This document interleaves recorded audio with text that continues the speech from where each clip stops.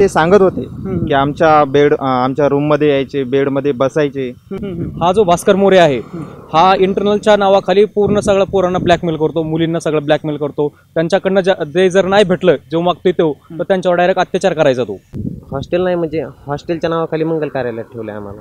नहीं, जब भी कमेटी वाले आते हैं तो स्टूडेंट्स को ही पेशेंट बना के कमेटी वाले को दिखाया जाता है, उनको आईवी भी लगाया जाता है to show them real. Sir, मुलींची अशी तक्रार होती की त्यांची आर्थिक असेल, शारीरिक असेल अशी छळ केली जायची। सर्वथा श्रेय इथं जामखेडकरांचं आणि पांडुराजांचं त्यांना दिलं जाते, कारण की सर ते जर आमच्या सोबत जर नसते आज तर आम्ही एवढा सगळा जो लढाई तो आम्ही उभारलाच नसता।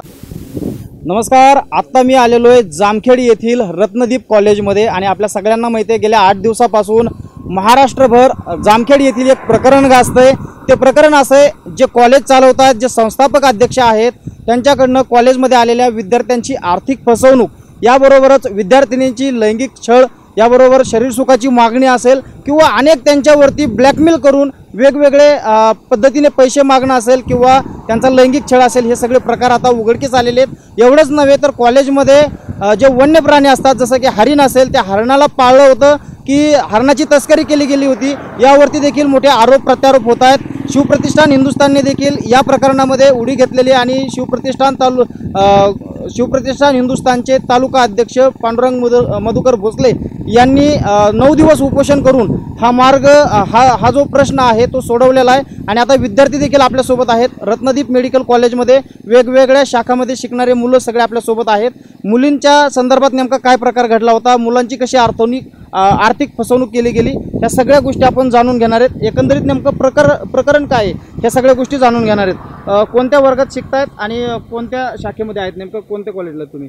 Ratnadeep medical foundation and research सेंटरमध्ये आहे, BMS फर्स्ट इयरसाठी। बरं, आता हे 2-4 दिवस आपण बघतोय सगळीकडं महाराष्ट्रभर तुमच्या कॉलेजचं नाव चर्चेत येतं आहे की तुमच्या कॉलेजच्या जे संस्थापक अध्यक्ष आहेत त्यांच्याकडनं फसवणूक झालेले जे आरोप केलेले त्यांचं ते गुन्हा त्यांच्यावरती दाखल झालेला आहे। काय सांगाल याबद्दल? हा गुन्हा सविस्तर बराबर आहे असं मानतात। आणि जे इलिगली पैसे घेतलेले आहेत आमच्याकडून 1.5 लाख रुपये आमच्या हॉस्टेलचे घेतलेले आणि हॉस्टेलच्या जागेवर आम्हाला मंगल कार्यालयामध्ये बसवलेलं आहे। इथं हॉस्टेलच नाही आहे कॉलेज? नाही, हॉस्टेल नाही आहे। आता मुलींची जी छेड केलेली आहे, मुलींवरती जो अत्याचार झालेला आहे, त्यांना रूममध्ये बोलवून त्यांच्यावरती जो काही गैरप्रकार केलेला आहे, याबद्दल मुलींनी कधी चर्चा केली होती यापूर्वी? यापूर्वी चर्चा केली नव्हती, पण त्या दिवशी ते सांगत होते की आमच्या रूममध्ये यायचे, बेडमध्ये बसायचे, असं ते सांगत होते। नेमकं कोण बसायचं बेडपर्यंत मुलींच्या? अध्यक्ष, आमच्या कॉलेजचे अध्यक्ष असं बसायचे। आणि आता तुम्हाला ऍडमिशनसाठी जे 1 लाख रुपये घेतले, हॉस्टेलची फीस सांगितली, आता हॉस्टेलची कुठली सुविधा नाही? नाही, हॉस्टेलची काहीच सुविधा नाही। तुम्ही जाऊन बघा, आम्ही पाणी साईडच्या हॉटेलमधून आणतो। काय सांगाल नेमका, आता कोणत्या वर्गात आहात तुम्ही? BMS first year. BMS first year. कुठून आलेला आहे? सांगलीवरून शिक्षणासाठी आलेला आहे। ॲडमिशनला किती फीस भरली? 5,25,000 रुपये घेतले आमच्याकडे। बरं, काय वाटलं कॉलेजला आल्याच्या नंतर? कॉलेजला येण्यापूर्वी काय होतं आणि आल्याच्या नंतर काय निघलं? येण्यापूर्वी लय अपेक्षा होत्या, चांगलं हॉस्टेल असेल, चांगलं हॉस्पिटल असेल व बाकीची व्यवस्था असते। तिथं काय व्यवस्था नाही, हॉस्पिटल नाही ना, पेशंट आहे, जिमखाने पैसे घेतले, लायब्ररीज पैसे घेतले, काय दिलं नाही आम्हाला। असं क्लास वगैरे रेग्युलर होत होते? क्लास रेग्युलर होते, खरं शिक्षक अशी होते का? शिक्षक असायचे का? नव्हते, 2-3 शिक्षक पण नसायचे। जर राहण्याची व्यवस्था काय होती? राहण्याची व्यवस्था मातोश्री लांबसूर केली जाते, तिथं पाणी नाही, व्यवस्थित काय आहे, व्यवस्थित नाही। बघू शकता, हॉस्टेलसाठी 1.5 लाख रुपये फीस घेतली आहे, परंतु राहण्याची व्यवस्था एका मंगल कार्यालयामध्ये केली जाते। एवढा धक्कादायक प्रकार आहे। आणि एवढंच नव्हे तर मुलींच्या बाबतीत जर विचार केला तर अतिशय भयानक अशी घटना आणि भयानक असं प्रकरण या ठिकाणी उघडकीस आलेलं आहे। कोणत्या वर्गामध्ये आहात आणि गाव कोणतं? सर, मी जालना इथून आहे आणि मी BMS फर्स्ट इयरला आहे। सर, इथं सगळ्यात मोठा विषय म्हणजे इंटरनल धमकी। हा जो भास्कर मोरे आहे हा इंटरनलच्या नावाखाली पूर्ण सगळं पोरांना ब्लॅकमेल करतो, मुलींना सगळं ब्लॅकमेल करतो। त्यांच्याकडनं जे जर नाही भेटलं जो मागतोय तो तर त्यांच्यावर डायरेक्ट अत्याचार करायचा। तो काय मागण्या केल्या होत्या नेमका? मागण्या म्हणजे काहीच नाही, फक्त तो केबिनमध्ये बोलून घ्यायचा मुलींना, त्यांचा पूर्ण जो मोबाईल मधला डाटा आहे तो PC मध्ये सेव्ह करून घ्यायचा, मुलींना याच्या नावावर खाली ब्लॅकमेल करायचा। अच्छा, हा। तर आपण बघू शकताय मुलींचं पर्सनल WhatsApp चेक करून त्याच्यामधल्या काही गोष्टी काढून ब्लॅकमेल केलं जायचं, मुलींना केबिनमध्ये बोलवलं जायचं, असा प्रकार घडलेला आहे। मुलांकडनं कुठल्या मागण्या करायचं? मुलांकडनं सर आम्ही इथं आल्यावर बऱ्याच अपेक्षा होत्या, म्हणजे येण्याच्या अगोदर, पण इथं आल्यावर कळलं की इथं जिमखाना नाहीये, लायब्ररी नाहीये, सगळे पैसे वसूल करण्यात आले आहेत आमच्याकडनं। असं कधी जाणवलं का की आपण कॉलेजमध्ये शिक्षण घेण्यासाठी आलोय, आपल्या आई वडिलांनी कष्ट करून मेहनत करून पैसे भरलेत, परंतु आता इथं आल्याच्या नंतर आपली फसवणूक होते? तर इथं अनऑफिशियल टीचर नाहीत, म्हणजे जे कोणी पण येते कोणी पण शिकवते. आता आमचा संस्कृत BMS ला संस्कृत सगळ्यात महत्त्वाचा सब्जेक्ट आहे आणि तो आम्हाला इथं आतापर्यंत एक पण लेक्चर झालं नाही. आम्हाला आतापर्यंत पुस्तकं पण भेटलेलं नाहीत आणि 2 दिवस झालं फक्त ड्रेस भेटले. ड्रेस भेटून काय करायचं, ते घालून कुठं जायचं?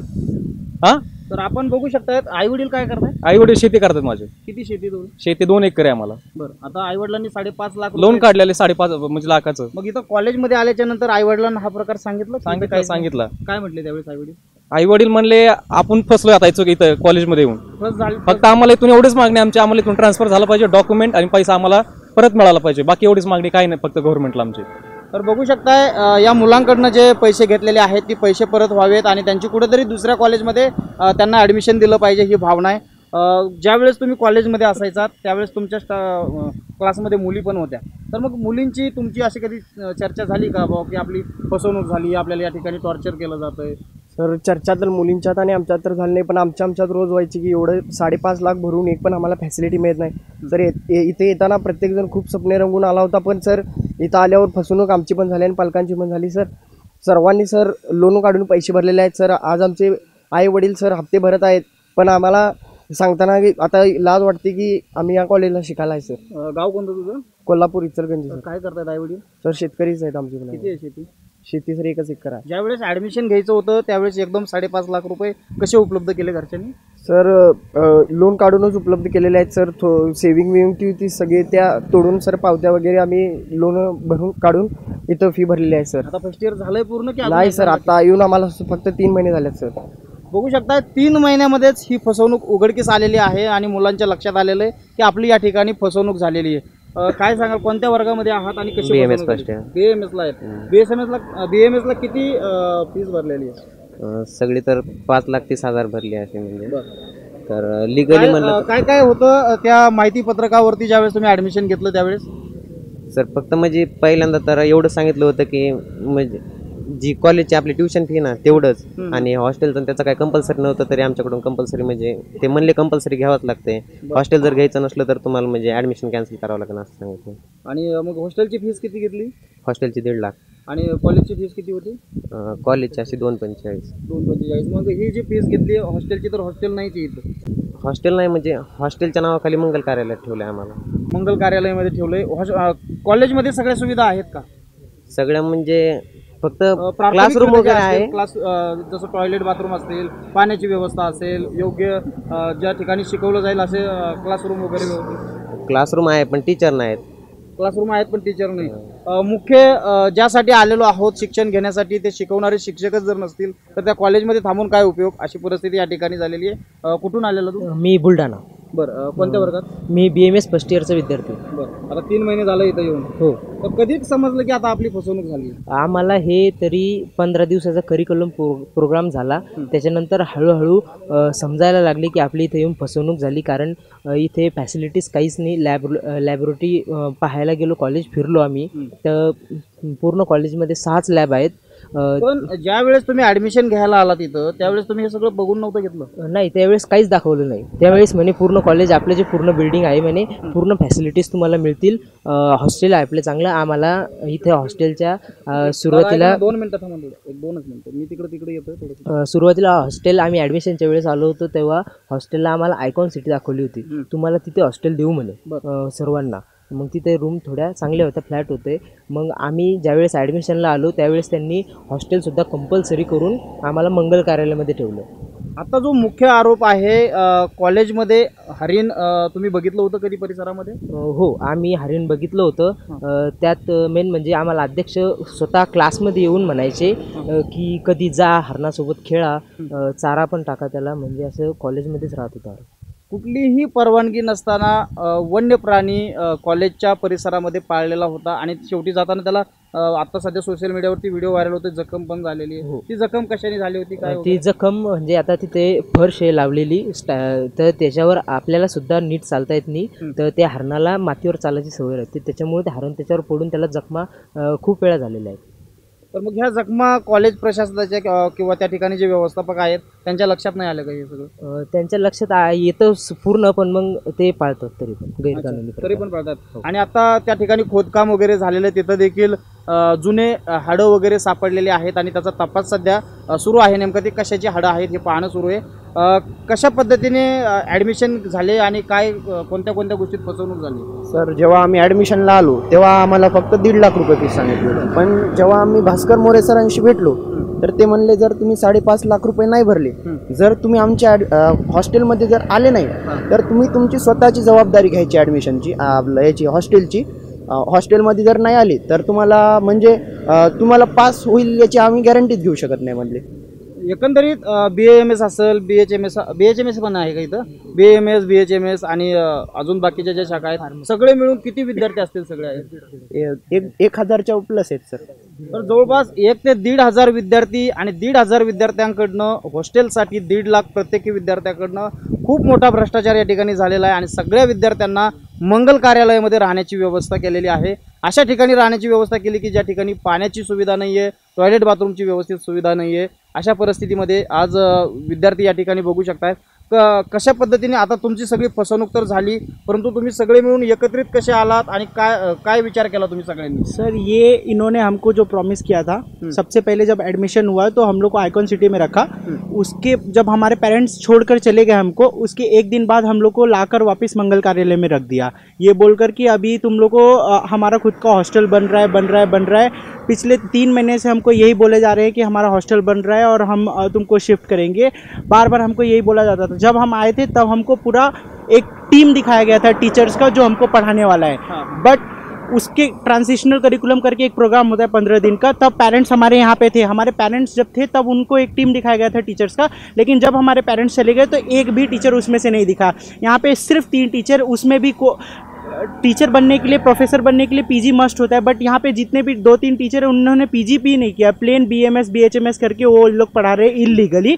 और उसके बाद जब कमिटी आती है तो हमें उनका लिस्ट दिया जाता है टीचर्स का कि ये टीचर तुमको पढ़ाते हैं, ये याद करके रखो, कमिटी वाले पूछेंगे तो तुमको ये बताना है. और नकली हॉस्पिटल खोल के रखा है. आज तक यहाँ पे एक भी पेशेंट नहीं आया. जब हमने इनसे पूछा था तो इन्होंने बोला, हमको एक लिस्ट दिखाई थी 250 पेशेंट्स की, जो कि एक बहुत ही मतलब नकली थी, मतलब फॉल्स थी. यहाँ पे हॉस्पिटल तो है लेकिन ना मेडिसिन है, ना इलाज करने वाला डॉक्टर है, ना पेशेंट है, कुछ नहीं. जब भी कमेटी वाले आते हैं तो स्टूडेंट्स को ही पेशेंट बना के कमेटी वाले को दिखाया जाता है. उनको IV भी लगाया जाता है टू शो देम रियल. इसीलिए इस वजह से हम लोग को बिल्कुल पता ही नहीं चला कि ये कॉलेज जो है एकदम करप्ट है और यहाँ पे सब ऐसे धांधली चल रही है. हमको आने के बाद ये बहुत अच्छे अच्छे सपने दिखाई दे गए थे, लेकिन जैसे जैसे टाइम बीत रहा था इन लोग अपनी अपनी रियलिटी दिखा रहे थे कि यहाँ पे क्या क्या फैसिलिटीज़ है, क्या क्या नहीं है. हम लोग को एक भी अभी तक 3 महीने हो गए हैं, ना पीरियडिकल्स हुए ना प्रैक्टिकल हुए, कुछ भी प्रैक्टिकल नहीं हुआ है. जबकि पीरियडिकल्स ले लेनी चाहिए थी according to the law, but एक भी पीरियडिकल्स नहीं हुए ना प्रैक्टिकल्स हुए. लेक्चर भी होते, इनके मर्जी पे लेक्चर होते, जब चाहे इन लोग छुट्टी दे देते, जब चाहे लेक्चर रख लेते. कभी कभी एक ही टीचर वो पूरा दिन बैठा रहेगा, कभी कभी पूरा दिन खाली रहेगा, क्लास कोई नहीं आएगा. ऐसा हाल होता है सर ये कॉलेज में.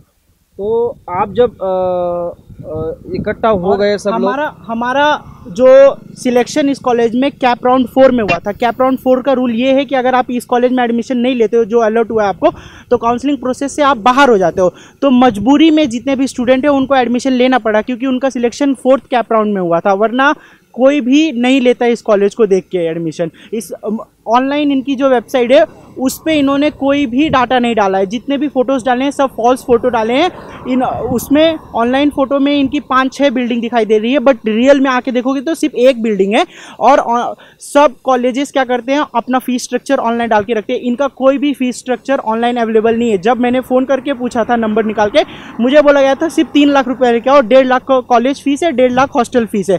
लेकिन मैं यहाँ पे आया तो करीब 5,25,000 5,30,000 के रुपये करीब मुझसे पैसे ले लिए और एक भी फॅसिलिटी नाही दिली. तुम्ही मुन्नाभाई MBBS नावाचा पिक्चर बघितला असेल. सेम तशी स्टोरी, खोट्या पद्धतीचं हॉस्पिटल, खोटे बेड, खोटे डॉक्टर, अशा पद्धतीने जे काही रचना केली गेली होती. परंतु ते एक चित्रपट होता.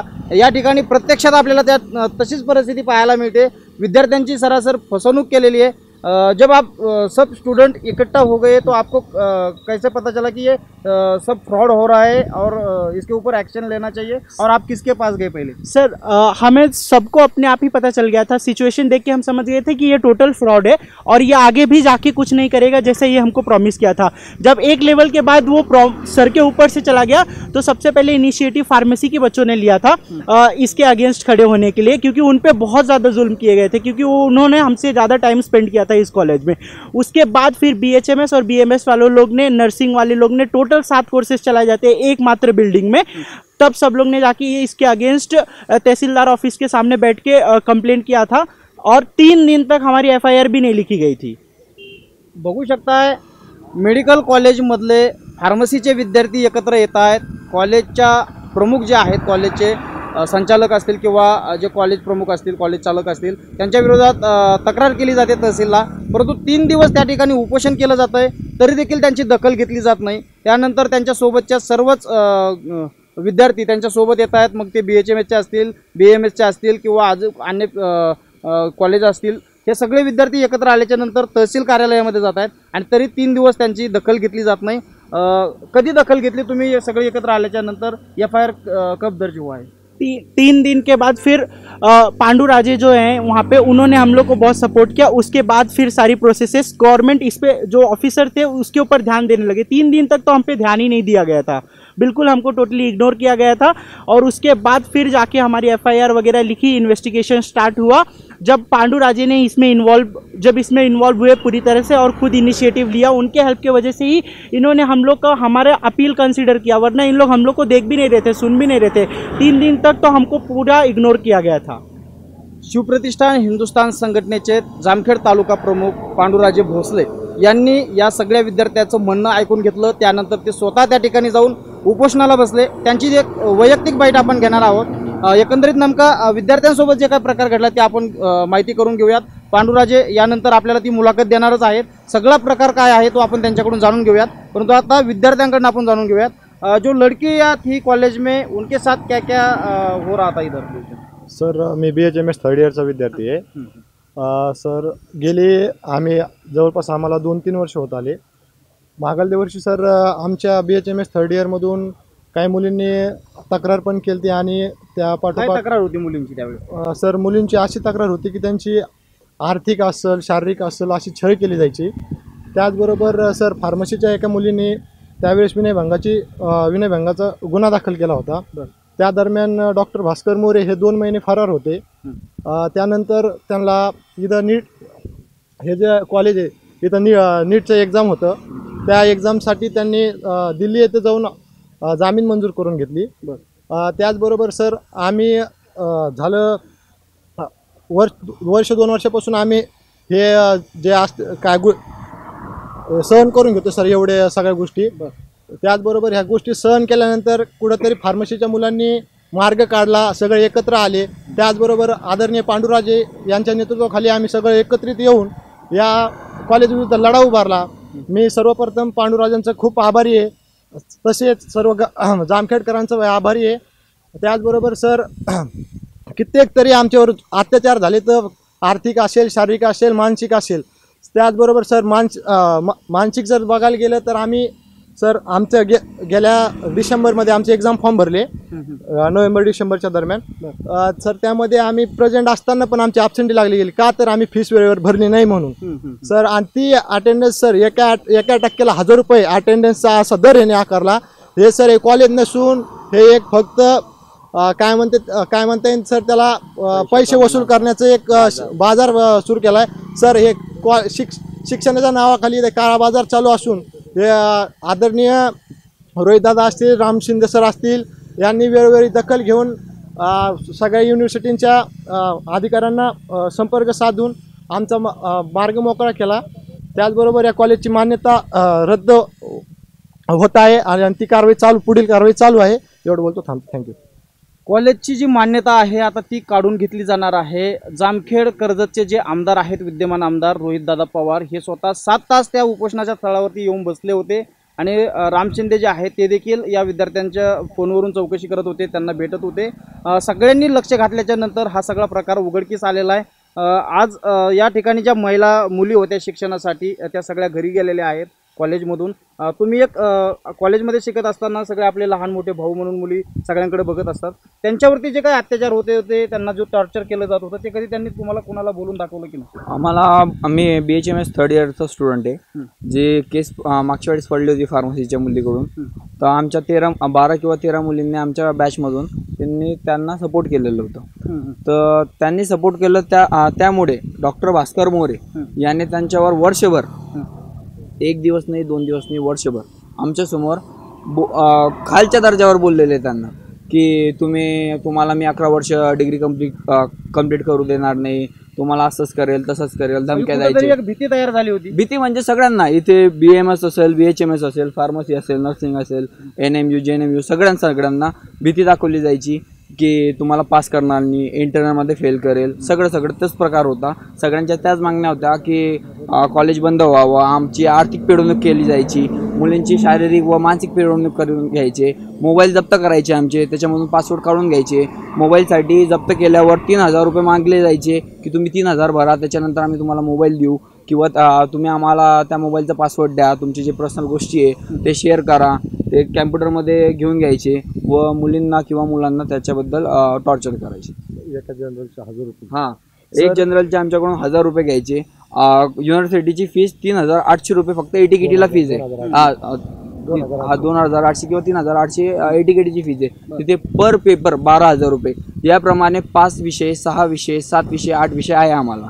त्याच्यानुसार 70,000, 80,000 किंवा 1 लाख रुपये फक्त ATKT म्हणजे बॅकलॉगसाठी वसूल केली जायची. तिथे फक्त आम्हाला 3000 किंवा 4000 जास्तीत जास्त लागतात. तिथे 1 लाख किंवा 1.5 लाख पोरं आमचे भरायचे. तर बघू शकतायत, फक्त आर्थिक फसवणूक नव्हे तर या ठिकाणी सर्व बाबीत टॉर्चर केलं जात होतं. मुलींची शारीरिक आणि आर्थिकदृष्ट्या फसवणूक केली जात होती. मुलांकडनं पेपरच्या नावाखाली, परीक्षेच्या नावाखाली आडमाप असा पैसा गोळा केला जात होता. आणि ज्यावेळेस विद्यार्थ्यांच्या लक्षात आलं की आपली सगळ्यांची फसवणूक झाली, त्यावेळेस सगळ्या विद्यार्थ्यांनी एकत्रित येऊन उपोषणाला बसले. आणि उपोषणाला बसल्याच्या नंतर प्रशासनाने देखील 3 दिवस यांची दखल घेतली नाही. ज्यावेळेस शिवप्रतिष्ठान हिंदुस्थानचे पांडुराजे भोसले या प्रकरणामध्ये उडी घेत आहेत, त्यानंतर प्रशासन याकडे लक्ष देत आहे. आणि नंतर विद्यमान आमदार आणि राम शिंदे साहेब या सगळ्यांनी लक्ष घातल्याच्या नंतर हे प्रकरण आता पूर्णपणे उघडकीस आलेलं आहे. आणि जे काही कॉलेजचे फाउंडर आहेत त्यांच्यावरती केस दाखल झालेले आहे. आणि आता हे कॉलेज बंद करण्याचा देखील सरकार निर्णय घेत आहे. आज विद्यार्थ्यांच्या या एकीची जरी या ठिकाणी आज या विद्यार्थ्यांच्या एकीचा जरी विजय झाला असला तरी खूप मोठा छळ विद्यार्थ्यांसोबत झालेला आहे. त्यांची आर्थिक मोठी फसवणूक झालेली आहे. सगळे शेतकऱ्यांचे मुलं आहेत हे, ज्यांनी कर्ज काढून, सावकारांकडनं कर्ज काढून, बँकेकडनं कर्ज काढून शिक्षणासाठी इथं 5-5, 6-6 लाख रुपये खर्च केलेत. आज त्या आईवडिलांची तळमळ, या विद्यार्थ्यांचं दुःख सरकारने कुठेतरी लक्षात घेतलं पाहिजे. विद्यार्थ्यांची झालेली फसवणूक ही सगळी गुन्हेगाराकडनं भरपाई करून या विद्यार्थ्यांचं शैक्षणिक नुकसान होऊ नये यासाठी यांना दुसऱ्या कॉलेजमध्ये ॲडमिशन दिलं पाहिजे. आणि हे संपूर्ण प्रकार जे आहेत असे महाराष्ट्रामध्ये जिथं कुठं घडतायत हे सगळे प्रकार बंद केले पाहिजेत. आज तुम्हाला तुमचा विजय झाला आहे आणि समाधान वगैरे वाटतं या सगळ्या घटनेनंतर? विजय झाला आहे, बट विषय असा आहे की आम्हाला ट्रान्सफर पाहिजे. ती प्रोसेस खूप लेंदी आहे. युनिव्हर्सिटी आम्हाला सांगते ती प्रोसेस लेंदी आहे, आम्ही करतोय. तुमचे परीक्षा आले असतील, कोणाचं बॅकलॉग असेल, ती आमची प्रोसेस चालू आहे. तुम्ही वेट अँड वॉच हे करा.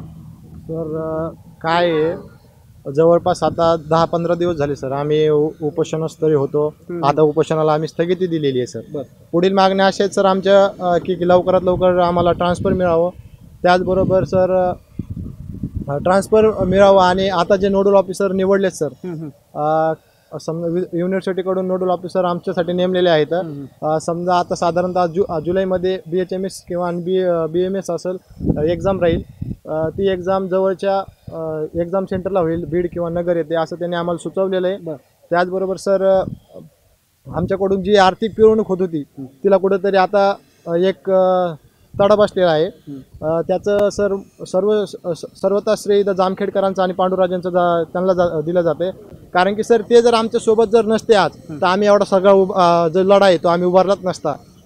खरंच मी जामखेडकरांचे आणि आदरणीय पांडुराजांचे मनापासून आभारी आहे. Thank you sir. तर सगळ्यांनी हा व्हिडिओ हा प्रकार जास्तीत जास्त शेअर करा. महाराष्ट्राचे गृहमंत्री आणि मुख्यमंत्री यांच्यापर्यंत ही माहिती पोहोचली पाहिजे. ऑलरेडी माहिती पोहोचलेली आहे, परंतु या विद्यार्थ्यांच्या भावना त्यांच्यापर्यंत पोहोचवणं खूप गरजेचं आहे. सगळ्यांनी हा व्हिडिओ शेअर करा, जास्तीत जास्त शेअर करून आपल्या चॅनलला सबस्क्राईब करा. परत भेटू अशाच एका माहितीपूर्ण व्हिडिओमध्ये. नमस्कार.